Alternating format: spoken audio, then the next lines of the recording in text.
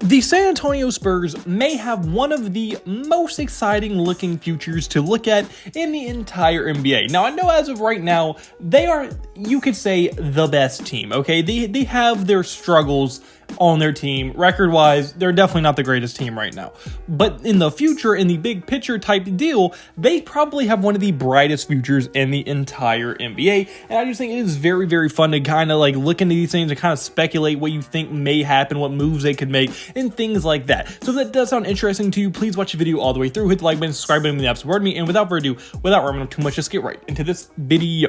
So the first thing we're going to get into is going to be, let's just break down their current roster they currently have and how much higher their ceiling could be than where they are right now. As I mean, obviously you have to talk about Victor Wembanyama first. He legitimately has a chance to be an MVP level, multiple time defensive player of the year, just one of the best players in the NBA at all times. He can literally do everything. Like, his ceiling is Hall of Famer, okay? Like, that's how good Victor Wembanyama is, and there's only so many of those players in the NBA, and when you have one of them on your team, well, then that makes you a very, very good team, and at least helps your future in a huge way, because he's a guy that eventually will probably be able to single-handedly win you a lot of games, so that is a huge, huge deal to have. But even outside of just Victor Wembanyama, they have guys like Devon Basil, and Devon Basil is another extremely, extremely good guy, and he's probably one of the most overlooked guys in the NBA, because he's been on the Spurs the entire time. But since he's came in the NBA, he has been a very good shooter and just a very good scorer overall. He has very good high two-way potential, and he legitimately is on the trajectory to becoming an all-star level scorer, as he has improved his averages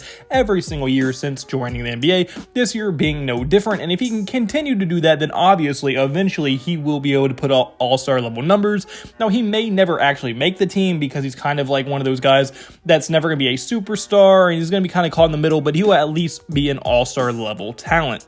And then even a guy like Jeremy Sochan. Now, Sochan I don't think is ever going to be an all-star, but I think he could be a perennial all-defensive player eventually, because he has very good athleticism. He's very, very solid on the defensive end already. He can block shots at a very high rate, and he's just overall a very, very solid player. And I think Sochan, with how young he is, I think it's only his second year in the NBA now, he has tons and tons of room to improve. Now, yes, his offensive game has a very, very long way to go until he's even a remotely close to an all-star level player, but I do think that his offense will improve, and eventually he'll be one of the better two-way players in the entire NBA. And with him being in the same trajectory, at least timeline wise, as Devon Basil and as Victor Wembanyama, I think both of them, or all three of them, should be able to develop chemistry at a very high level and learn to play together very, very well. And then the last guy I want to get into that's going to probably be a huge part of their future, or maybe even a trade piece eventually, is going to be Kellen Johnson. Now, Kellen Johnson once again is one of the more overlooked guys in the NBA, but since he's joined the NBA, I think he was like the 17th or like 28th pick. He was a late first rounder, and he has been more than what the Spurs expected probably out of him.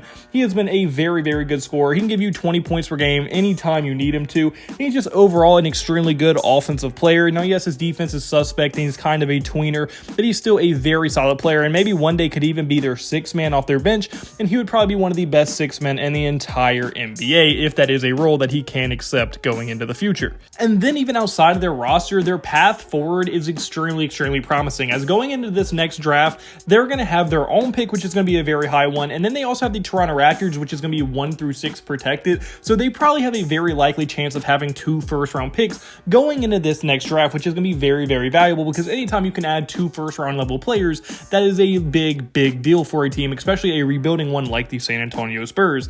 And if they're able to add a guy like Alex Sarr with their own pick, that would be one of the most potentially future dominant big duos we have ever seen, because Alex Sarr is kind of Victor Wembanyama-esque. Now, he's not as tall, he's not as lengthy, and I don't think he's as good offensively, but he is a very athletic, very agile, can guard every position on the floor. He can dribble the ball, he can shoot from everywhere. Like, he is a very, very good player, and he legitimately could have superstar potential as well. And if you can combine Alex Sarr and Wembanyama's skill sets together, I don't know how the NBA is going to be able to deal with that, because now you're going to have 2 completely unguardable players on the offensive end who can completely lock down the paint and are also good enough to guard the perimeter, and I just don't understand how you would deal with that. So if they're able to combine Alex Sarr and Victor Wembanyama together, it is going to be very, very interesting to see how good they could potentially be. And then even if they don't get a top pick, like maybe the first or second overall pick and get Sarr, they still have a lot of options they can go from there. And then even in the next year's class, which is 2 years from now, they're going to have at least 2 first-round picks and most likely 3 first-round picks depending on how some protections fall. So I think for sure, if they can have 5 first-round picks in the next 2 years, they're definitely going to be adding some high-level players, or they're going to be trading for some high-level players. Either way, you should definitely be sitting in a very good position to land some very good players to help your rebuild going forward. So with Wembanyama's development, with Sochan's development, with Vasil and Johnson's development, plus all the people they're going to be adding in the draft, there is a huge chance that this team could be extremely dangerous going into the very near future, just off of development and drafting alone. And then on top of that, they still have other guys like Trey Jones is a very solid point guard, kind of like true point guard type guy. Then you have a guy also like Zach Collins, who's a very decent center as a backup big. So they even have guys on their current roster that could be role players for them for a very long time. So the foundation is 100% there. They just have to keep building on that. They have to make the correct draft decisions, and they have to make the correct roster moves. But if they can do that, this team's future is legitimately one of the brightest in the NBA. And if they do get Alex Sarr by some miracle of God, watch out, because I'm not sure the NBA is ready for a duo of those two level bigs together. But even if they can go get a guy like Jacoby Walter, which is probably more realistic where they'd be picking in the draft, even a guy like him would be very solid for them. Isaiah Collier would fit them perfectly as well. There's just a lot of options that they can go out and get if you're on the San Antonio Spurs roster. And if I was a fan of this team, I would be extremely excited of the potential future of them as well. But unfortunately, guys, that's coming for this video. So comment below. Do you agree with me? Do you think that the Spurs have a very bright future? Who do you think they should draft? Where do you think they should do? I want to hear your thoughts in the comment section below. If you do like any point, hit the like button, subscribe button, mean the absolute word to me, and hope you have a blessed day, because I had a blessed day, so you need a blessed day. All glory to God. See you next video. Goodbye. Boo. Blah.